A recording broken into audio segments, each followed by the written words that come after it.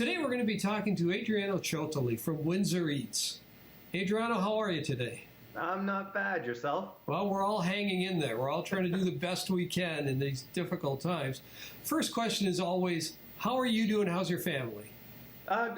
Pretty well. We're sticking to the kind of the isolation measures and the social distancing measures that are being recommended. I think haven't really been wandering out much. Although this weekend the weather was gorgeous, so I went for a few walks. But it's pretty much keeping your distance from everyone, including the family members, unfortunately, that you don't live with, but still ensuring that you're checking in on them. Yeah, it's difficult with us Italians to be able to do social distancing, but no, we are doing Sunday dinners. We're doing our part. So tell me, Adriano, how has COVID-19 affected Windsor Eats, your revenues, everything going on there? It's had a massive impact. For what we do, I mean, a lot of what Windsor Eats does is really about gathering people together and celebrating together. So the whole social distancing thing and not being able to gather in large groups has pretty much eliminated the majority of our revenue stream. And because we're dealing with the hospitality and tourism industry, which I like to think of as kind of the canary in the coal mine for the economic impact that COVID is going to have on not just Canada, but countries all over the world, we didn't feel right charging still the restaurants for the work that we were doing. So we've actually been providing our services for free to them. So that, in essence, has eliminated 100% of our revenue stream. But we're working on some things, some creative ways to be able to bring some cash flow in.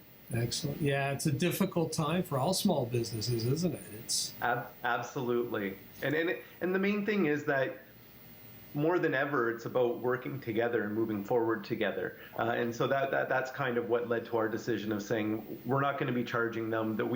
There is no way that we would feel good about ourselves asking for money from the restaurants that are struggling to day by day to survive day by day. So we're good at creating new ways of bringing in money. So I'm sure we'll find something positive. Creativity is very important, isn't it? Absolutely, especially now. Yeah, tell me, I understand you're doing some webinars. Yeah, and that's one way that we're really trying to provide support for these businesses. We're finding different ways of helping them through this trying time. So a lot of the response we were getting from a lot of the small businesses that we deal with was they were struggling figuring out, with all the information that was thrown at them from provincial government, federal government. We brought in experts from various different industries to really help and provide information and answer any questions in Q&A sessions online for that these businesses had. So we've brought in individuals like Julian Hawkins from Hawkins Accounting & Co., Nancy Jamu-Taylor from McTagg Law Firm to talk about the employment law side of things, because a lot of restaurants have never really had to deal with the laying off of employees. Laying off people has never really been something in the hospitality industry, so they didn't really know how to legally go through that process.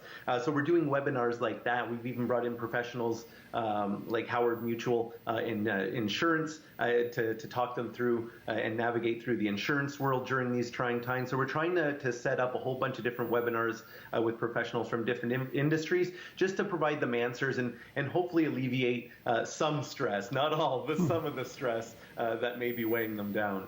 So if people were interested in that, where would they go to find out about it? We're listing all the events that we're doing, all the webinars, on our Facebook page. So facebook.com/Windsor Eats, and they'd be able to get the information, the link to register for the webinars there.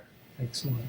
Now, are there other ways that you're using to connect people in food? I understand you're helping with some chefs. What's going on there?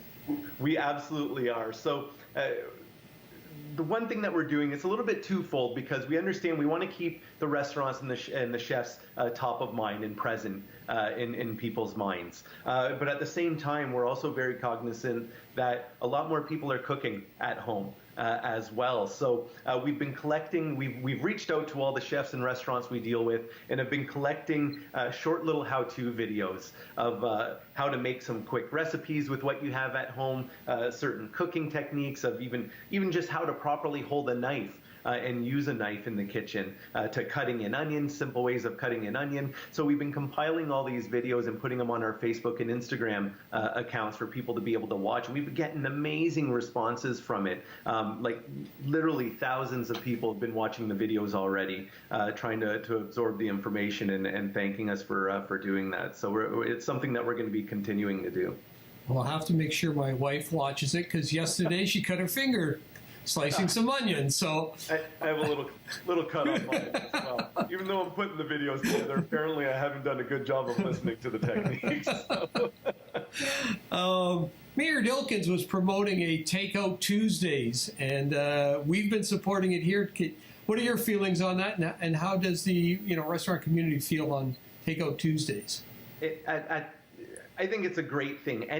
Any attention to the plight that the hospitality industry is going through right now is welcome, and any push to get more customers supporting them is fantastic. There's a lot of restaurants that have already closed their doors, maybe not permanently yet, but temporarily.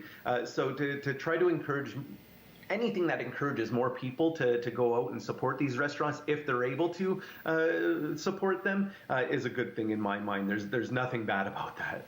Yeah. Do you have any recommendations on cooking at home at grocery stores? I understand some grocery stores deliver. They absolutely do, and I won't go into the cooking. While I'm great at eating and talking about food, I'm not good at cooking it. That's not my specialty. But as far as deliveries, I mean, anytime we're talking to people that are stressing about having to go out and get groceries, we remind them that there are still many local spots that you can go to that, number one, don't have as many people as some of these large national chains have, so you can kind of sneak in and sneak out without bumping into too many or getting close to too many people. But also they'd offer delivery. There's places like La Stella on Erie Street, DeMarco's in South Windsor, and even Lee and Maria's from Kingsville does a delivery program for fresh produce. So there's still ways to be able to actually collect groceries and reduce the amount of times that you have to go out and potentially put yourself at risk by being close to people. Excellent. Well, thank you for all that, Adriano. Just remind everyone, in case they want to go to the webinars or find out more information, where can they go? Sure, we encourage them. Go to our Facebook page, Windsor Eats, on Facebook and Instagram, or they can check out our website at windsoreats.com. Thanks for your time, Adriano. Make sure you stay safe and stay well. Thank you. You too.